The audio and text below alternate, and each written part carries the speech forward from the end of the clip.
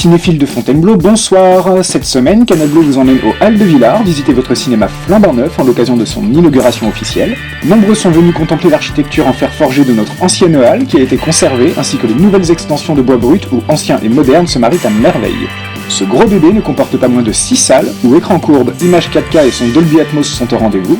Activités défoulatoires et pause café feront le bonheur des parents et des jeunes en culotte courte qui ne manqueront pas d'imagination à l'espace de jeux grands comme un cours de tennis, un terrain de basket, enfin très grand quoi. Danny Boone, dit le parrain, a répondu présent à l'invitation de son ami de longue date, Christiane Reynaud, propriétaire de Ciné Paradis et Cycle Hermitage.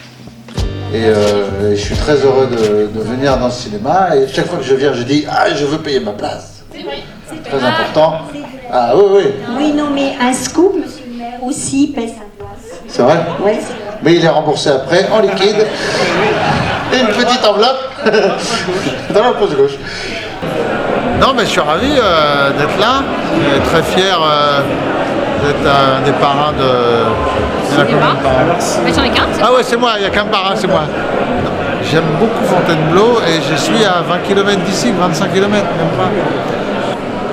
En fait, ça fait 12 ans. Oui, 12 ans, oui, c'est ça. À l'Ermitage. Que je viens d'abord à l'Ermitage. Vous faites une programmation qui est géniale, qui est très diversifiée, qui en plus les films, il y a des séances en VO, ce qui pour moi est fondamental, parce que j'aime pas voir les films en VF.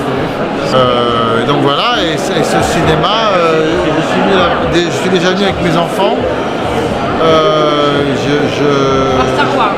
Star Wars et ma femme était venue avec les enfants ici aussi. En Atmos, ouais. Et j'ai découvert le son Atmos à Paris dans une des salles Pathé.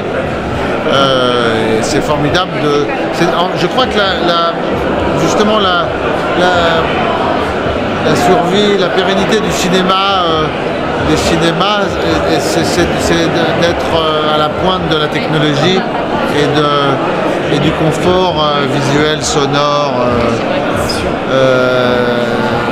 de proposer des écrans, des très bons écrans à son Atmos là en l'occurrence. C'est ce qui fait que l'image 5K, c'est ce qui fait que les gens continuent à sortir, parce que maintenant aller au cinéma, à se rassembler pour aller au cinéma, pour vivre des émotions fortes, quoi. Puisqu'avec maintenant les home cinéma et les systèmes et le piratage, malheureusement, il y a moins de gens. C'est pas les astuces, c'est l'évolution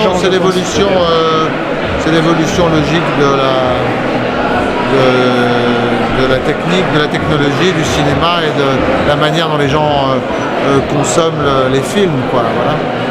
Cette inauguration était également l'occasion d'assister à une démo du son Dolby Atmos digne de ce nom, une rareté dans le sud Seine-et-Marne.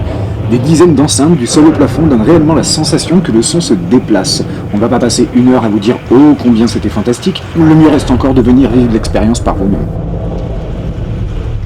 Judith Reynaud a également prêté sa voix au micro de Canal Bleu et nous en dit un peu plus sur ces nouvelles halles de Villars et les projets futurs dont elles font l'objet. Oui, alors sur le fait de garder la halle de Villars, en fait l'ossature en fer forgé de la halle de Villars, c'était vraiment une très bonne idée, c'était allier l'ancien et le moderne. C'est vraiment une belle réussite architecturale, enfin apparemment tout le monde nous dit que c'est vraiment très bien pensé, en plus assez chaleureux avec ces matières du bois. Mais voilà, la soirée d'hier c'était la soirée d'inauguration parce que ça fait donc 3 mois qu'on a ouvert ce cinéma et que pour nous c'était l'idée de fêter cet événement ensemble avec les personnes qui nous ont aidés, qui nous ont soutenus. Voilà, c'était l'occasion de faire une petite fête. Après, dans cette halle de Villars, il y a une partie de la plaine de jeux et aussi on aimerait bien que des restos s'installent. Donc pour l'instant, il y a 2 cellules de 400 m² chacune qui attendent preneurs. Voilà, je pense qu'il faut attendre que le site démarre pour que les restaurants viennent. Je pense que ça se fera dans l'année, on est assez confiants. C'est vrai que la halle, c'est une très belle structure pour accueillir les restaurants. Moi, je suis très heureux de cette ouverture parce que c'est un projet qu'on a porté pendant 4 ans. Et c'est toujours pareil, quoi. Pendant 4 ans, on l'espère, pendant 4 ans, on l'attend, pendant 4 ans, on suit le chantier. Et quand les choses sont posées, sont terminées, et qu'on voit le public s'approprier les lieux et passer du bon temps dans un endroit qu'on a rêvé, in fine, on se dit qu'on a bouclé la boucle et que l'aventure on l'a mené jusqu'au bout. Donc, je suis très heureux de voir ce cinéma fonctionner. Je suis très heureux de savoir que les premières semaines, le public est venu.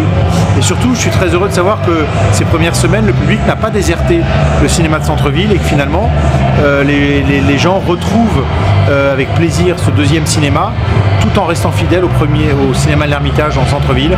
Donc ça veut dire qu'aujourd'hui à Fontainebleau, on a la chance d'avoir deux cinémas qui progressivement vont bien fonctionner l'un et l'autre.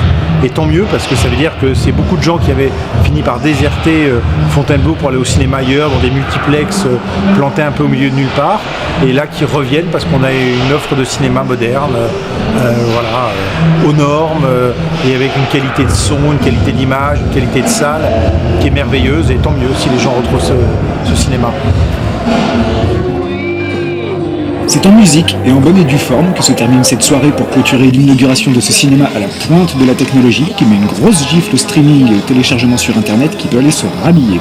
En proposant une qualité visuelle et sonore mais aussi un confort d'assise difficilement égalable, tous les films à l'affiche et les horaires des séances sont consultables sur cinéparadis.cinéparadis.fr avec bien sûr la possibilité de réserver vos places en ligne, alors n'attendez pas Star Wars 8.